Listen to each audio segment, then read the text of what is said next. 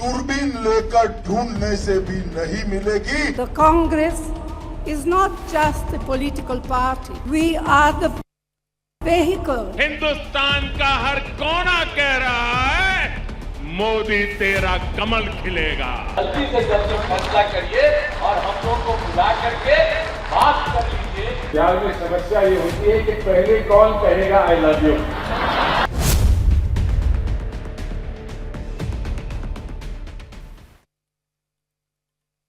नमस्कार, शाम के ठीक 5 बज चुके हैं। आप देख रहे हैं आपका अपना prime time Saturday special prime time debate और मैं हूं आपके साथ प्रीति चौहान। साल 2024 में होने जा रहे लोकसभा चुनाव को लेकर के तैयारियां अभी शुरू हो गई है, लेकिन राजनीतिक पार्टियां अपने आप को जनता का हितैषी बताने में आज से जुट गई है।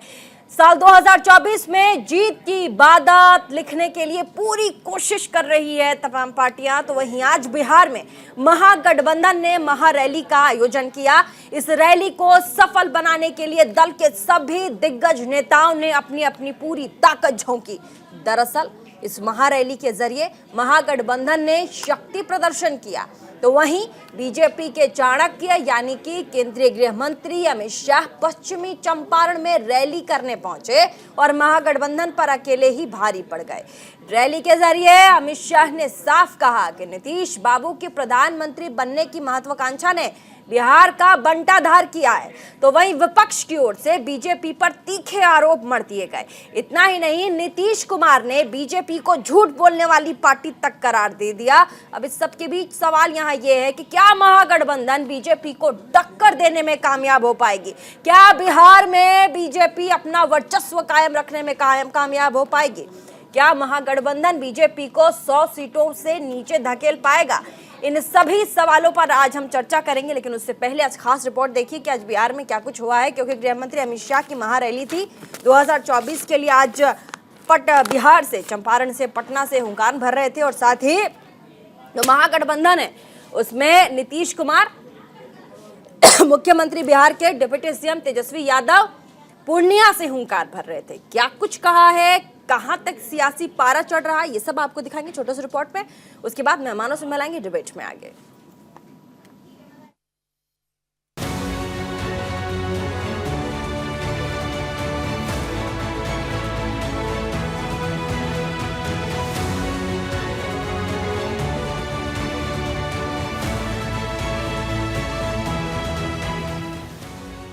लोकसभा चुनावों में अभी वक्त है, लेकिन इसकी धमक अभी से सुनाई दे रही है। खास तौर पर बिहार में बीजेपी लोकसभा चुनाव से पहले जहां बिहार में अपना जनाधार बढ़ाने में लगी है, तो दिग्गज नेता नीतीश कुमार उनको टक्कर देने में लगे हैं। ऐसे में बिहार राजनीति के पहलवानों का अखाड़ा बन गया है। लोकसभा चुनाव में बिहार राजनीति का महत्वपूर्ण केंद्र होगा, इसके संकेत अभी से मिलने लगे हैं।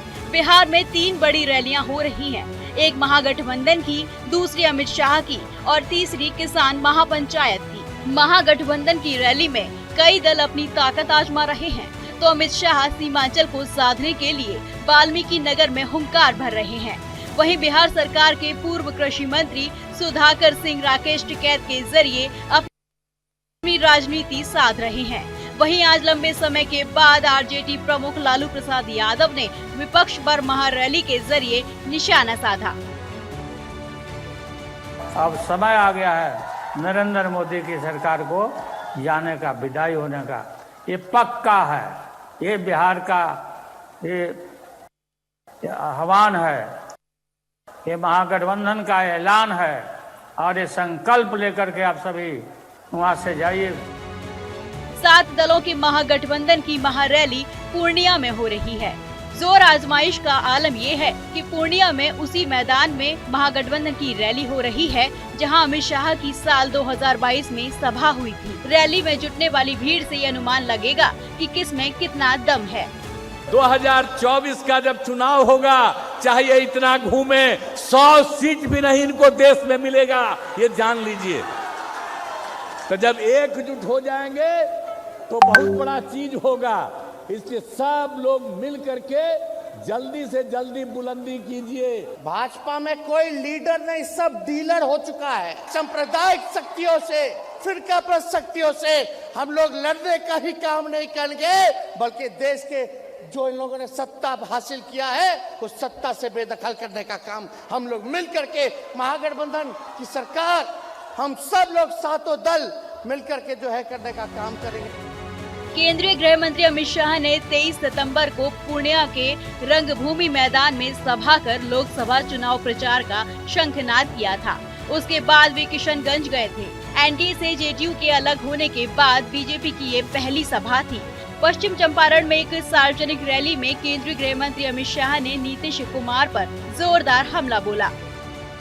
नीतीश बाबू की प्रधानमंत्री बनने की महत्वाकांक्षा ने बिहार का बंटा धार कर दिया। ये जिन लोगों ने भी नीतीश बाबू को प्रधानमंत्री बनाने का पकड़ाया है, जिसके लिए नया विमान भी खरीद रहे हैं, आपका करोड़ों रुपया वो विमान पर जाया कर रहे हैं, उनको मालूम नहीं है वहां जगह खाली नहीं है। 24 में तो मोदी जी आने वाले हैं। बिहार की राजनीति हर दिन एक नए खेल के साथ शुरू होती है। जाहिर है गठबंधन की राजनीति में लगभग अकेले दिख रही बीजेपी के अंदर ये खेल विशेष संदर्भ में हो रहा है।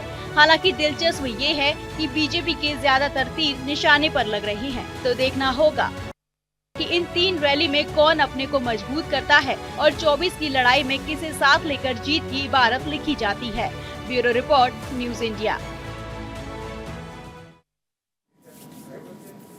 तो आज इस डिबेट में हम जानेंगे कि कौन है विकासवादी, कौन है अवसरवादी, किसे गृह मंत्री अमित शाह ने अवसरवादी कह दिया है, विकासवादी से कैसे अवसरवादी बन गया और दोनों पार्टियों में कौन क्या है, आज हम जानेंगे। स्वागत कर लेते हैं आज हमारे साथ जो मेहमान हैं। हमारे साथ चितरंजन गगन है, प्रवक्ता आरजेडी के, हमारे साथ बहुत बहुत स्वागत है आपका। महेश आर्य, प्रवक्ता समाजवादी पार्टी के, बहुत बहुत स्वागत है आपका। श्याम सुंदर, वरिष्ठ पत्रकार, थोड़ी देर में जुड़ जाएंगे। और धनंजय गिरी हैं, प्रवक्ता हैं बीजेपी के, बहुत बहुत स्वागत है आपका।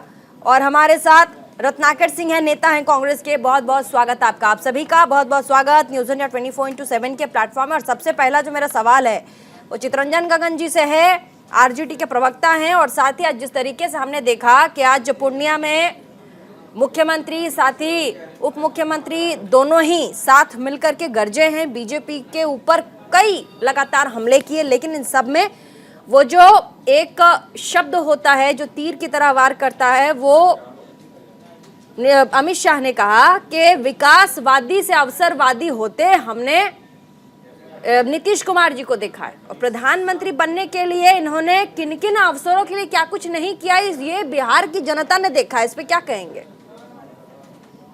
प्रीति जी?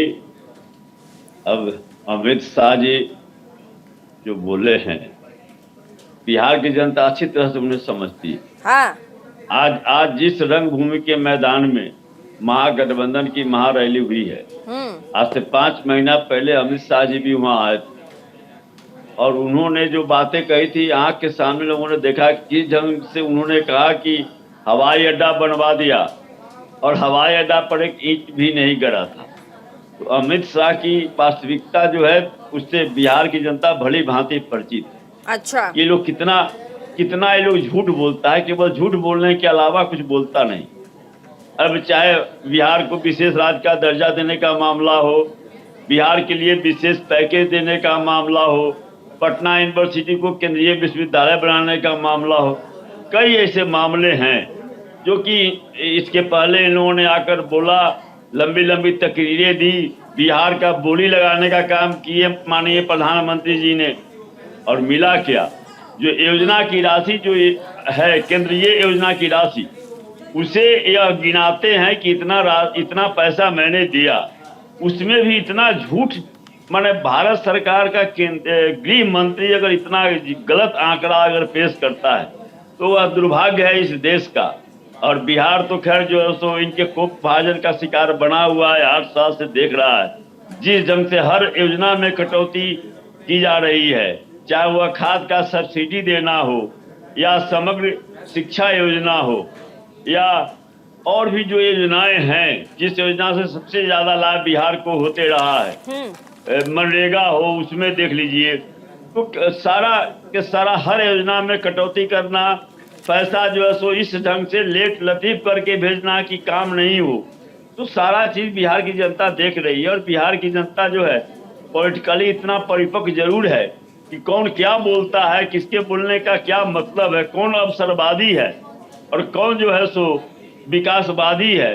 कल तक जब इनके साथ नीतीश कुमार थे तो विकास पुरुष थे और मात्र जैसे 6 महीने हुए, 5-6 महीने में वह जो सो विकास पुरुष का उनका जो है सो जो विशेषण इन लोगों ने दिया था वह जो है सो अवसरवादी में बदल गया। ठीक है चितरंजन जी, हमारे साथ धनंजय गिरी भी हैं, प्रवक्ता हैं भाजपा के। धनंजय गिरी जी, आज ही के दिन जब खुद गृह मंत्री अमित शाह राज्य में थे, वहां पर उन्हें 2024 के हुंकार के लिए रैली करनी थी। ऐसे में आज ही का दिन चुना जाना महागठबंधन के लिए, और साथ ही जिस तरीके से आपने देखा कि मुख्यमंत्री नीतीश कुमार और साथ ही तेजस्वी यादव साथ आकर के आज ही के दिन उन्होंने हुंकार भरी पूर्णिया से, ये कहीं ना कहीं ये संदेश देने की कोशिश नहीं है कि आप हमें कम ना समझिए, ये तैयारी 2024 की पटखनी के लिए है।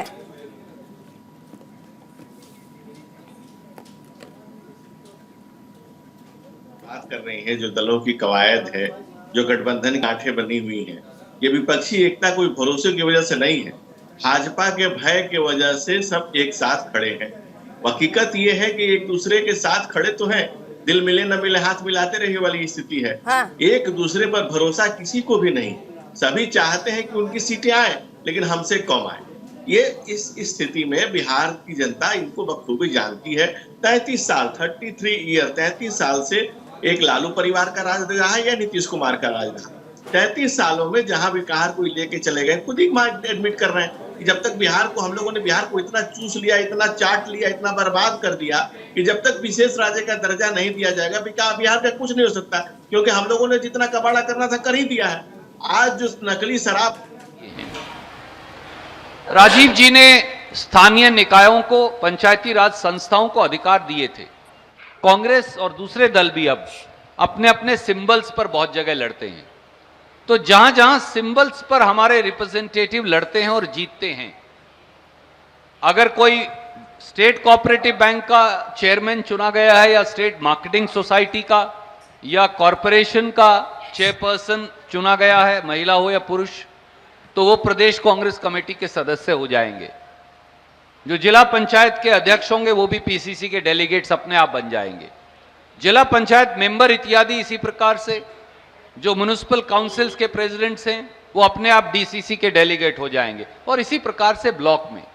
तो जो चुने हुए कांग्रेस के प्रतिनिधि हैं उनको रिकॉग्नाइज करके उनको स्थान दिया गया है।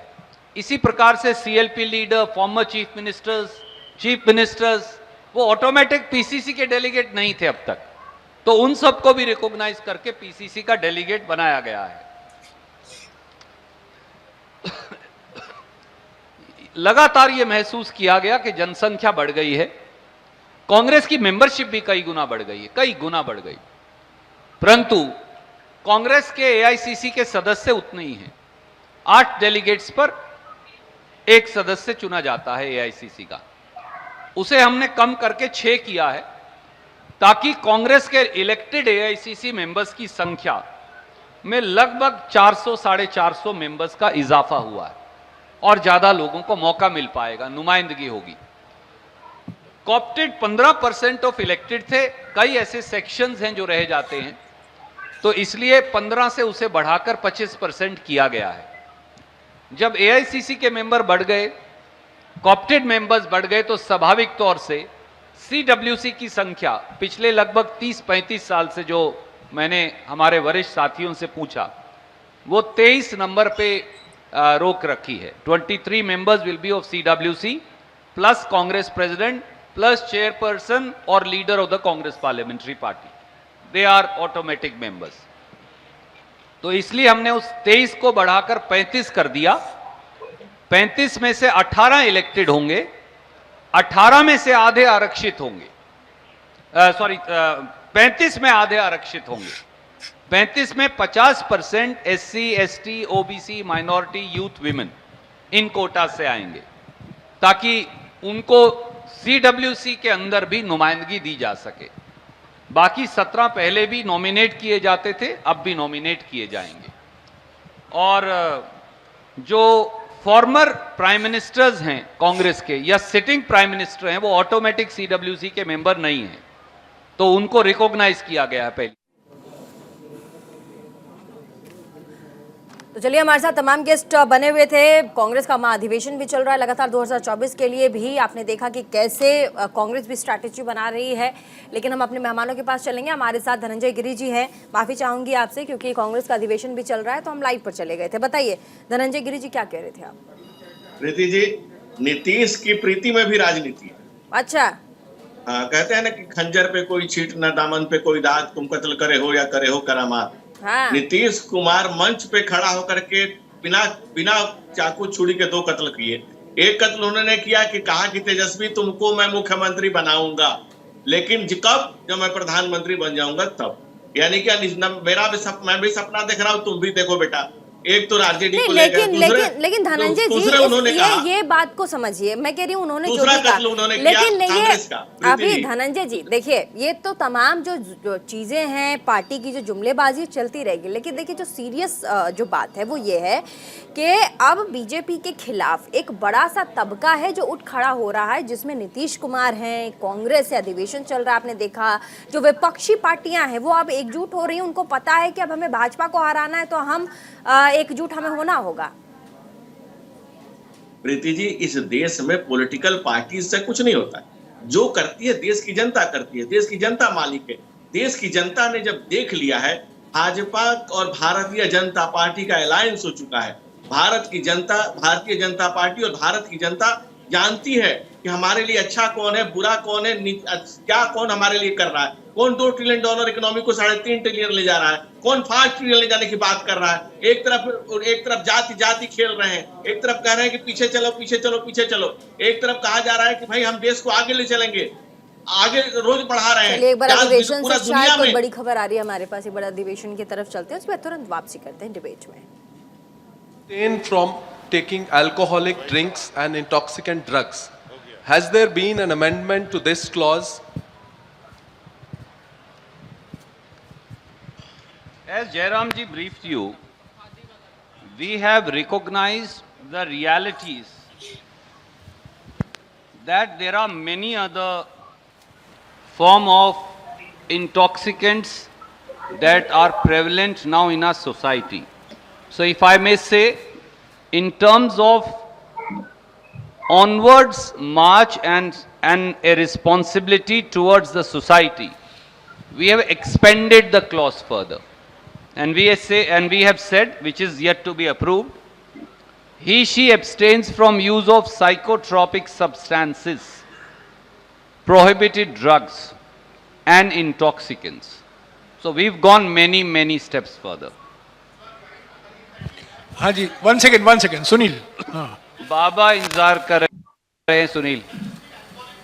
माइक दीजिएगा उनको प्लीज, जल्दी दौड़ के।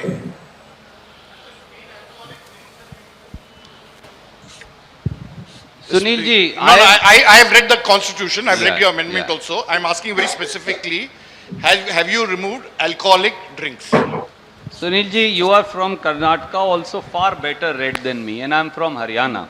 I give you credit for knowing English language far better than me and its interpretation. Intoxicants means not only alcohol, but it may also, in my and Jairam ji's opinion, those extreme form of jardas which cause cancer may also be added here. In addition thereto. Neither of us fall in that category, thankfully. ये बात आप हिंदी में भी कहेंगे। हाँ जी, और जी, दूसरा खादी का भी एक प्रावधान था, क्या वो है या उसको भी आपने हटाया है? बाबा, जो हमने संशोधन किया है,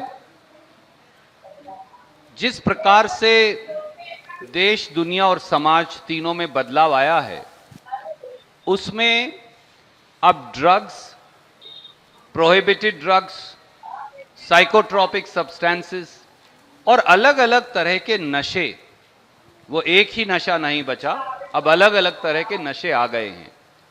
हमने इस संविधान में थोड़ा इसे और आगे बढ़ाया है बदलते समय के साथ, और कहा है कि अब, क्योंकि पहले अगर आप साइकोट्रॉपिक सब्सटेंसेस लेते थे तो कोई प्रोहिबिशन नहीं थी संविधान में, प्रोहिबिटेड ड्रग्स पर भी कोई नहीं थी, तो हमने इसे और एक्सपैंड करके इसमें साइकोट्रॉपिक सब्सटेंसेस, प्रोहिबिटेड ड्रग्स और हर प्रकार की नशे की चीज को शामिल किया है।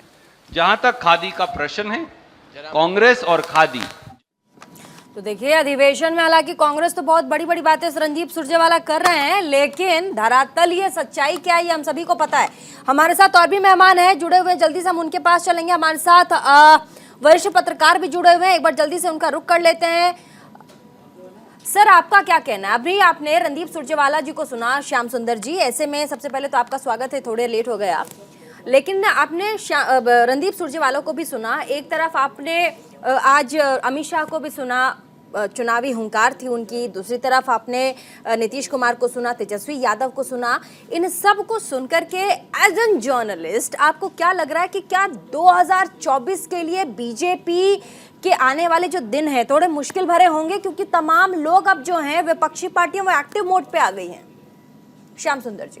नहीं, देखिए इसमें कोई बहुत हैरानी की बात हाँ, नहीं है, बिल्कुल, लेकिन अगर आप आकलन की बात करें आज की तारीख में तो हाँ। सबसे कंफर्टेबल पोजीशन में आपको भारतीय जनता पार्टी नजर आती है, और उसकी वजह बिल्कुल सीधी सी है कि जितनी बड़ी जीत 2019 में भारतीय जनता पार्टी को मिली थी और उसके बाद नरेंद्र मोदी उनके अनडिस्प्यूटेड लीडर हैं जो उनके लिए वोट ला सकते हैं, जो किसी भी राज्य में उनका जो करिश्माई व्यक्तित्व है वो बीजेपी के काम आ सकता है। लेकिन जहां तक 2024 के चुनाव का सवाल है और विपक्ष की एकता का सवाल है,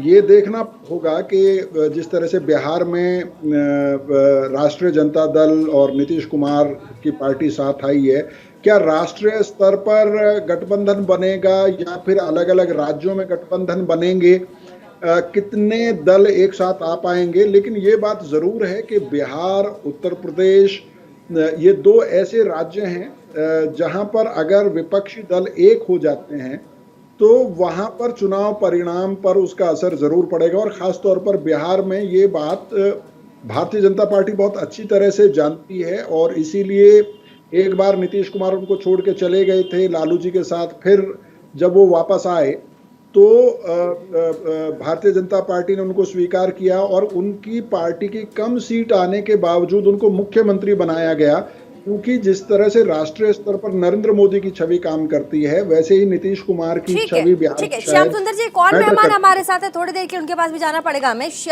हमारे साथ महेश आर्य हैं, प्रवक्ता समाजवादी पार्टी के महेश आर्य जी। इस आप देख रहे हैं कि जो विपक्ष है वो लगातार अब तैयार है, एक्टिव मोड पे आ चुका है, इसमें समाजवादी पार्टी का क्या योगदान रहने वाला है?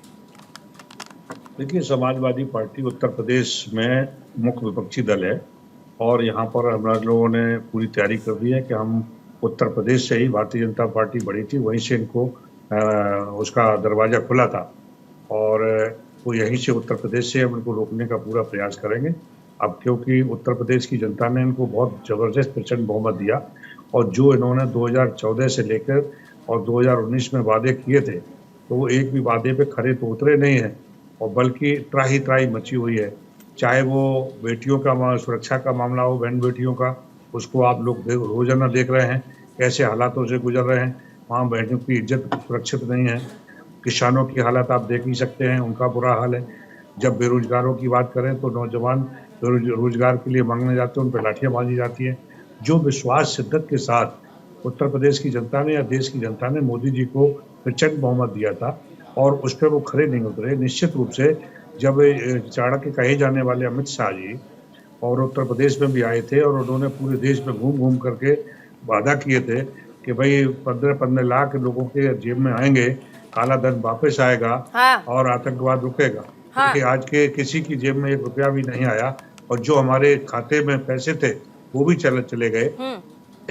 SBI को खाली करा दिया और LIC खाली करा दिया। नहीं, लेकिन अखिलेश यादव की जो बॉडी लैंग्वेज है, अखिलेश यादव की भूमिका उत्तर प्रदेश में मैंने पहले ही बोल दिया कि जो इनको जीत का दरवाजा उत्तर प्रदेश से खुला था वो आगे बढ़े थे। मैं उत्तर प्रदेश में ही उनका रास्ता रोकेंगे और वहीं से इनको जो है ब्लॉक करेंगे। ठीक है, छोटे से ब्रेक के लिए रुकना पड़ेगा, उसके बाद रत्नाकर जी हमारे साथ, रत्नाकर सिंह जी भी हमारे साथ एज एन प्रवक्ता ऑफ कांग्रेस पार्टी हमारे साथ जुड़ गए हैं। थोड़ी ब्रेक के बाद हम सीधे उनके पास चलेंगे और जानेंगे कि इस अधिवेशन से जो आज रायपुर में जिसका समापन हो रहा है उससे क्या कुछ निकलकर बाहर आया और कैसे अब आने वाले समय में पार्टी एक्टिव मोड में बीजेपी को हराने के लिए काम करेगी। इस अधिवेशन से क्या कुछ मोटा मतलब क्या कुछ एक कॉन्क्रीट निकलकर सामने आया कांग्रेस के इस अधिवेशन से तमाम कांग्रेस के लीडर्स के लिए कि हम 2024 के लिए कैसे स्ट्रैटेजिकली आगे बढ़ेंगे। रत्नाकर जी।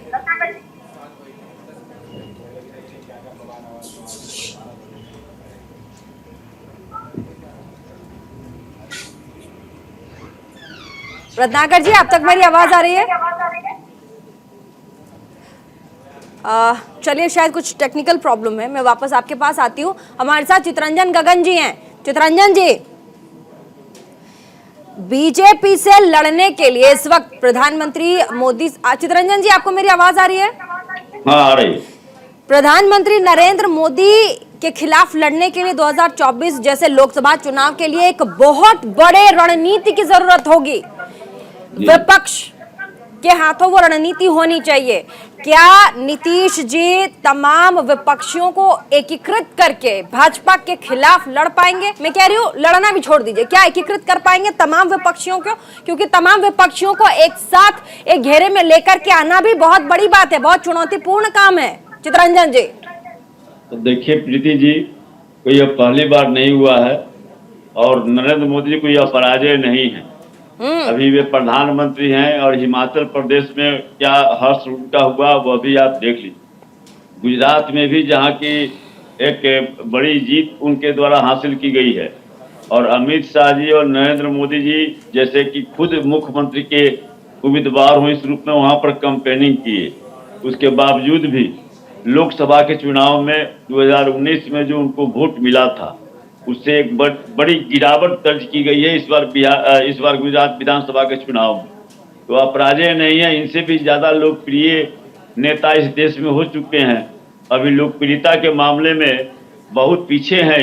हाँ। इसलिए और अभी भी भले ही लोग उसको इस रूप में देख रहा हो कि हाँ नहीं, लेकिन ये आरोप बड़ा संगीन है। चितरंजन जी, समझने की कोशिश कीजिए, जो अमित शाह ने आरोप लगाए वो बड़ा संगीन है। वो कह रहे हैं कि आप हमेशा अवसर की तलाश में रहे, आपके अंदर हमेशा प्रधानमंत्री बनने की कामना रही, इसीलिए आप भाजपा के साथ गठबंधन में आए और इसीलिए अभी आपने दूसरी पार्टी के साथ आरजेडी के साथ जाकर के गठबंधन कर लिया। अब क्योंकि पूरा का पूरा बिहार देख चुका है, देश देख चुका है कि कितने बड़े अवसरवादी हैं आप, तो ऐसे में आपको नहीं लगता कि ये जो शब्द है अपने आप में कहीं ना कहीं नीतीश कुमार को बहुत नेगेटिव रोल में पोर्ट्रे करेगी? नहीं प्रीति जी, सबसे बड़ी बात यह है कि अमित शाह की बातों को लोग कितना गंभीरता से लेता है। अच्छा। क्योंकि अमित शाह जी हो या भाजपा के नेता हों, उनको जुमलेबाज कहा जाता है बिहार में, और हम सोचते कि देश भी उनको जुमलेबाज ही समझता है। क्योंकि अब तक जो कुछ भी उनके द्वारा घोषणा किया गया है, 2 करोड़ प्रति वर्ष रोजगार देना, 15 लाख रुपया सबके खाते में चला जाना, तो यह सारा जुमलेबाजी साबित हुआ। खुद धनंजय, जुमलेबाजी से काम नहीं चलेगा। चितरंजन गगन कह रहे जुमलेबाजी से काम नहीं चलेगा। अमित शाह को पूरा देश जानता है कितने बड़े जुमलेबाज हैं, और अगर नीतीश कुमार के लिए ऐसे शब्दों का प्रयोग कर रहे हैं तो वो आगे जनता बताएगी वोट दे करके कि क्या होगा।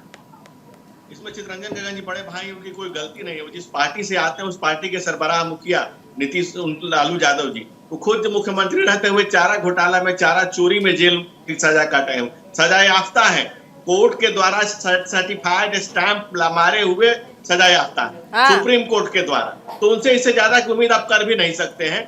उनके जिस पार्टी को और जिस संस्कार से आते हैं, आरजेडी का मतलब ही जंगल राज है और ये कोर्ट ने कहा था, ये भी कोर्ट का दिया हुआ शब्द है। इट सीम्स इट्स ए जंगल राज। इस भारत के संविधान और बाबा साहब अम्बेडकर के दिए संविधान की आज बात कर रहे हैं, उसी के संविधान से इनको ये दोनों मोहर मार के मिला है। तो इसमें कोई बड़ी बात नहीं है। अब रही बात, आप बात कर रही हैं $2 ट्रिलियन इकोनॉमी से $3.5 ट्रिलियन ले जाने का काम, लंदन की अर्थव्यवस्था को पीछे छोड़ने का काम, आज डिफेंस में हमारे यहाँ सुई नहीं बनती थी, आज एक्सपोर्ट नहीं, लेकिन चितरंजन गगन जी ने, मैं कह रही हूँ चितरंजन गगन जी का पॉइंट बड़ा वैलिड है। वो कह रहे हैं कि कोई भी पार्टी, कोई भी चेहरा इस देश में अजय नहीं हुआ है। अगर आप ये सोच रहे हैं कि वो हमेशा अजय रहेगा तो ये बहुत बड़ी गलतफहमी है। धनंजय कोई जी, पार्टी और कोई चेहरा नहीं, कोई व्यक्ति नहीं है। नरेंद्र मोदी व्यक्ति नहीं है, इस देश के दलित, पीड़ित, शोषित, वंचित समाज का प्रतिबिंब अपना उनमें देखता है। उन तमाम लोग जो गरीब है, गुरबा है, वो सब लोग अपना अक्स उनमें देखते हैं, उनमें अपना नजर आता है। अच्छा, क्योंकि वो गरीब को, क्योंकि गांव गरीब किसान उनके लिए भोगा हुआ यथार्थ है।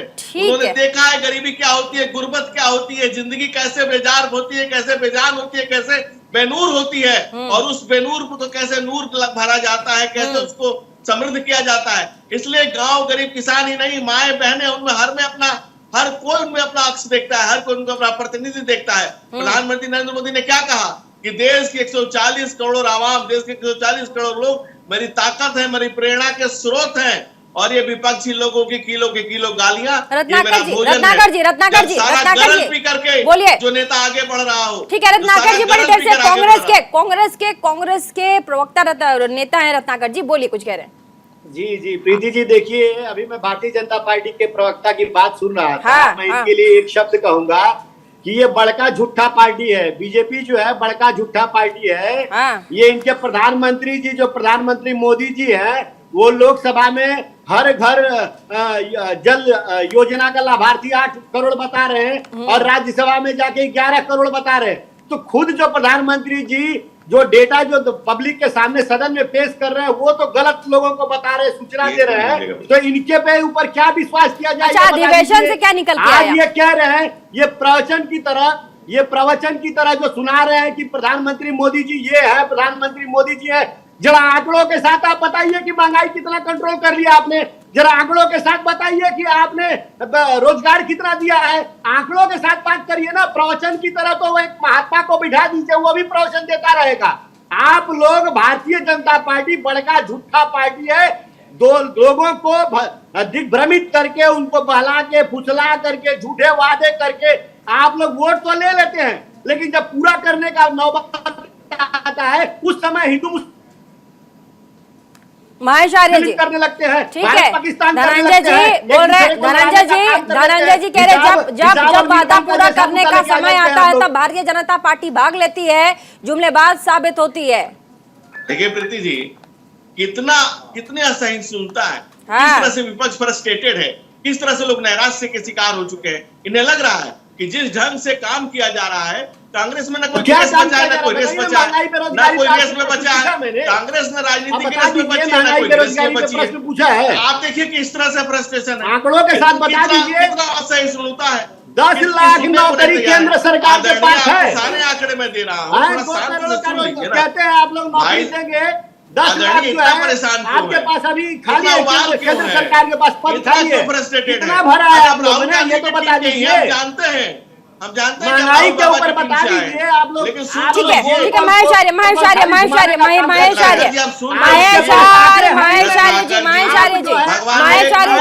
आर्य जी समाजवादी पार्टी के प्रवक्ता, और भी हमारे पास दूसरे भी के मेहमान है। महेश आर्य जी, आज जिस तरीके से अखिलेश यादव ने भी सदन में अपनी बात रखी है, और साथ ही योगी सरकार ने भी जिस तरीके से धुआंधार उन पर बौछार किया है, ऐसे में अखिलेश यादव तैयार तो दिखते हैं, लेकिन क्या मेजॉरिटी के साथ ये तमाम विपक्षी पार्टियां एक साथ आएंगी?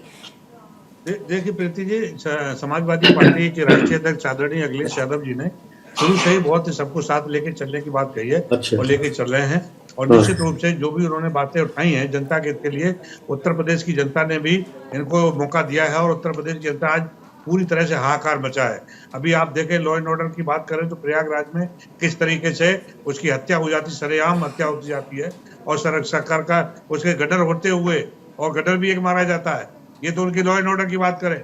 अभी आगरा में, वो कानपुर में क्या हुआ था आपको पता ही है, 2 महिलाओं को जिंदा जला दिया गया, प्रशासन खड़ा खड़ा देखता रहा, प्रशासन नहीं जलाया, ये तो उन्हीं के ऊपर आरोप लगाए जा रहे हैं। तो इस तरीके से हाहाकार मचा है, जनता पूरा ठगा से महसूस कर रही है, चाहे उत्तर प्रदेश हो, चाहे बिहार हो, चाहे कहीं पूरे देश की जनता इनको जो है वोट दे करके ठगा से महसूस कर रही है। इन जुमलेबाज वास्तव में यही अमित शाह जी जो चढ़क कहे जाते थे, जब इन्होंने जुमले किए थे और जब वादे किए थे, और बाद में जब जनता ने पूछा तो ये बोले, अरे भाई जो तो चुनाव में जुमला बोल दिया। तो ये झूठे लोग हैं, और झूठ के आधार पर पूरा देश को बेचे जा रहे हैं। ये सच पूछिए तो देश की जनता के सामने इतना बड़ा संकट आने वाला है इसका कोई कारण नहीं होगा, निष्पक्ष नहीं होगा, क्योंकि देश की बड़ी मुश्किल से आजादी के बाद तक जो संस्थाएं बनी थी, संविधान संस्था, उनको भी खत्म किया जा रहा है। हमारा जो SBI का फंड चला जा रहा है, LIC का फंड चला जा रहा है, बेरोजगारों को नौकरी नहीं मिल रही, पर्चा लीक हो जा रहे हैं, और जब नौकरी के लिए जाते हैं उस पर लाठी बांधी जाती है, कोई भी सुरक्षित नहीं, हाहाकार बचाए। किसानों की इन्होंने दोगुनी नहीं, सुरक्षित तो नहीं, ठीक है, लेकिन योगी जी ने तो कहा है कि तमाम जितने भी गुंडे माफिया हैं उन पर बुलडोजर चलेगी। भारतीय जनता पार्टी को बेनकाब करेंगे, बुलडोजर भी चलता है। हाँ। देखो मैडम प्रीति, मैं आप कह रहे हैं, प्रीति जी यही मैं कह रहा हूँ, आपकी बात कह रहा हूँ कि आदरणीय योगी जी हमारे उत्तर प्रदेश के CM है, उत्तर प्रदेश से मैं बिलोंग करता हूँ, तो उन्होंने ये ऐलान किया था कि बुलडोजर चलेगा अपराधियों पे, बुलडोजर चलेगा भूमाफियाओं पर, लेकिन बुलडोजर किस पे चला है? गरीब पे नहीं चलेगा। लेकिन अभी क्या कानपुर में घटा है, वो बहुत बड़ा भूमाफिया था क्या? हाँ। वो ब्राह्मण समाज से ताल्लुक रखता था, प्रयागराज तो में, उनकी प्रयागराज अधिकारी ही नहीं उनकी बात मान रहे। प्रयागराज में भी आप देख रहे ये हुआ, प्रयागराज में भी इस तरीके से उसको सुरक्षा के बाद भी सुरक्षा नहीं दे पाई। तो अब आप बताइए किस लेवल पर बहन बेटियों के साथ नंबर 1 पर जो क्राइम हुआ है, तो बहन बेटियों अत्याचार में नंबर 1 पर। देखिए आपकी तमाम आप जितनी बातें कह रहे हैं, आपकी सारी बातें आप जितनी बातें कह रहे हैं, ठीक है मौर्य जी मैं कह रही हूँ, आप जितनी बातें कह रहे हैं, या चितरंजन गगन जी जितनी बातें कह रहे हैं, या फिर यहाँ हमारे साथ बैठे रत्नाकर जी जितनी बातें गिना रहे हैं, तमाम बातें ठीक है, अपनी अपनी जगह आप अपनी अपनी पार्टियों की बात कर रहे हैं।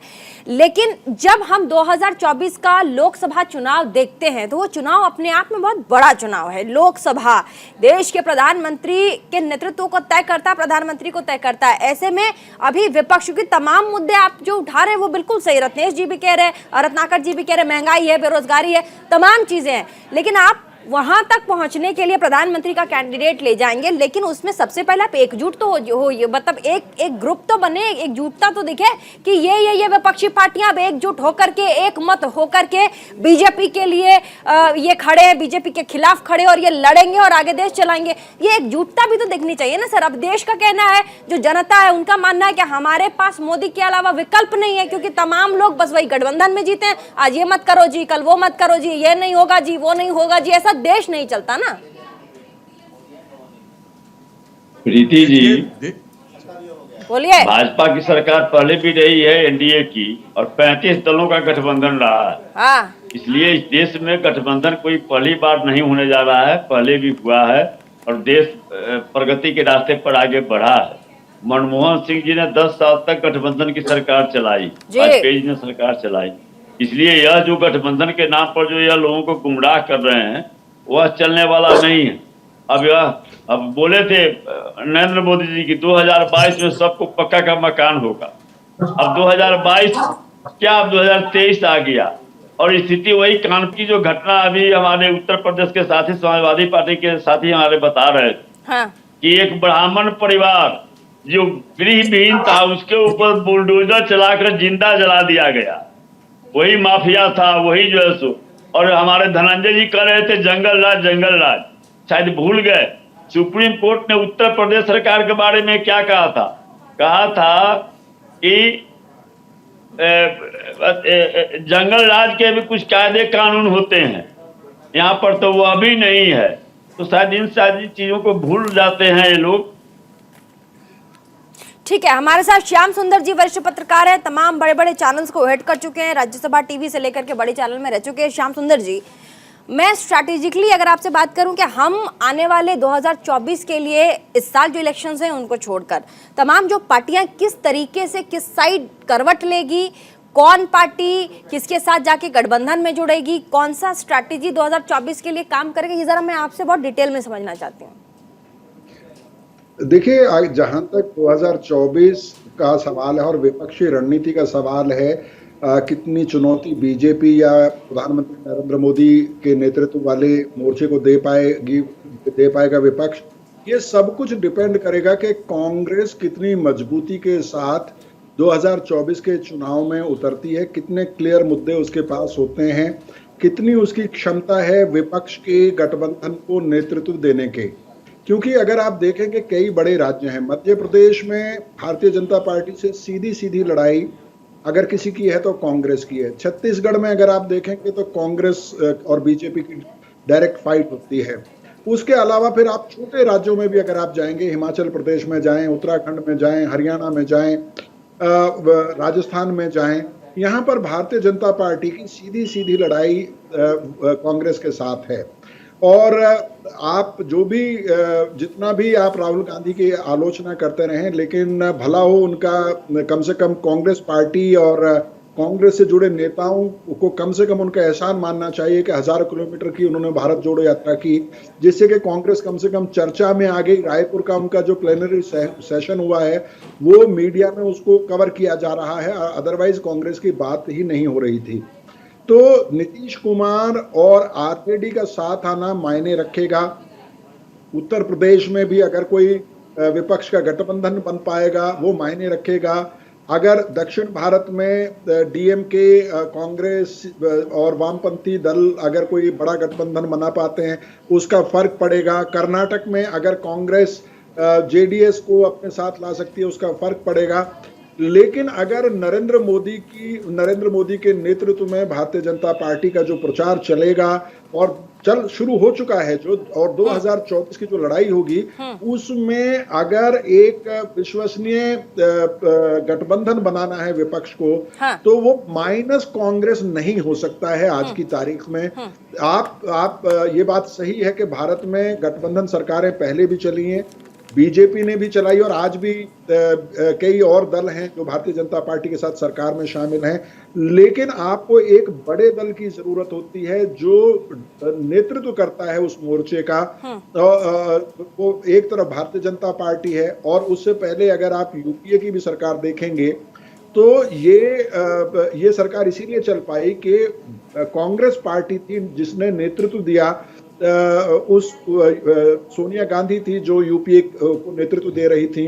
तो माइनस कांग्रेस अगर कोई ये सोचता है कि कोई विपक्ष का गठबंधन बन सकता है या नीतीश कुमार को प्रधानमंत्री का फेस बना के विपक्ष चुनाव जीत सकता है, तो मुझे तो नहीं लगता है कि ये कोई बहुत विश्वसनीय रणनीति होगी विपक्ष की तरफ से। कांग्रेस को आपको गंभीरता से लेना पड़ेगा और कांग्रेस को खुद को गंभीरता से लेना पड़ेगा।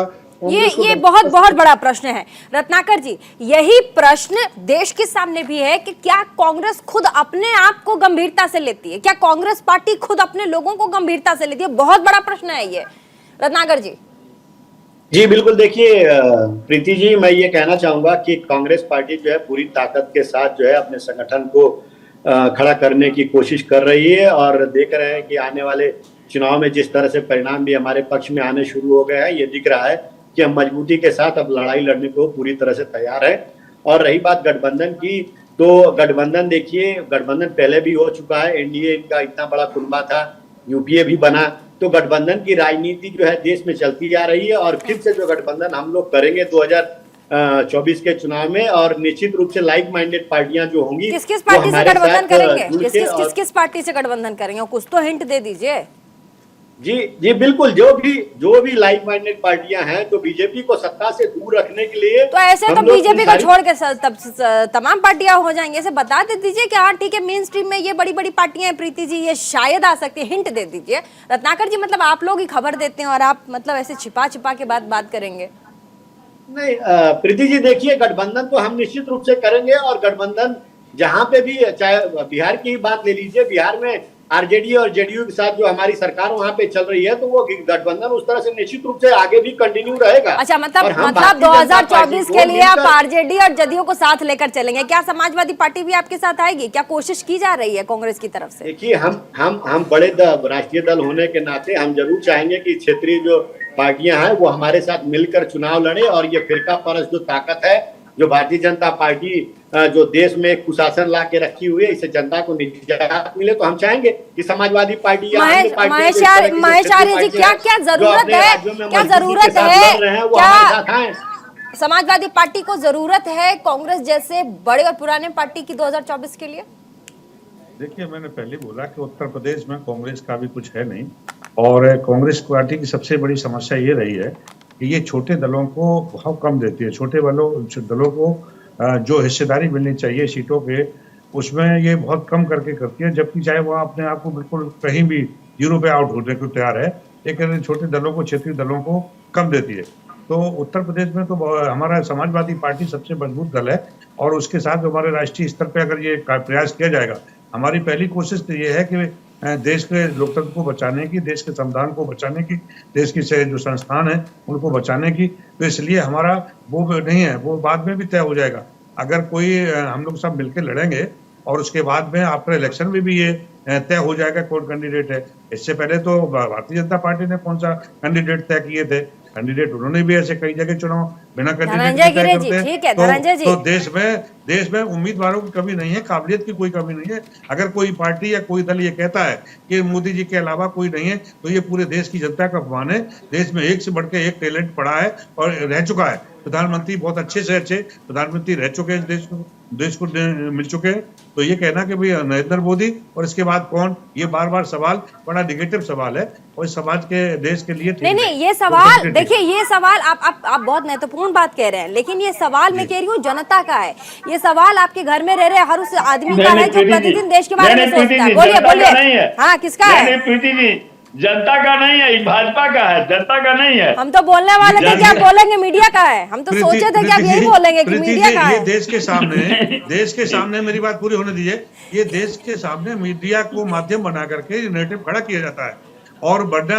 अरे सर, हम आपकी बात करें तो भाजपा बोला आपका नैरेटिव बना रहे। अरे बस सर, कैसे जीतिएगा, कैसे लड़िएगा, इसकी बात कीजिए। मीडिया क्या नैरेटिव सेट करेगी? देखिए चितरंजन गगन जी बताइए, चितरंजन मत लीजिए प्रीति जी, अपने ऊपर मत लीजिए। आपके चैनल को हमेशा सर आपके सामने एक जर्नलिस्ट ही बैठी है ना सर। ज्यादातर लोगों की नैरेटिव खड़ा करना आपके सर लेफ्ट हैंड साइड में, आपके राइट हैंड साइड में बहुत बड़े पत्रकार बैठे हैं। श्याम सुंदर जी बड़े बड़े चैनल्स को हेड कर चुके हैं। बताइए ये सोचते। अच्छा सर बताइए, मीडिया पे जब भी कोई बात आती है इस तरह की, उनको लगता है मैनिपुलेट करती है, एक तरह का एजेंडा क्रिएट करती है। बताइए श्याम सुंदर जी।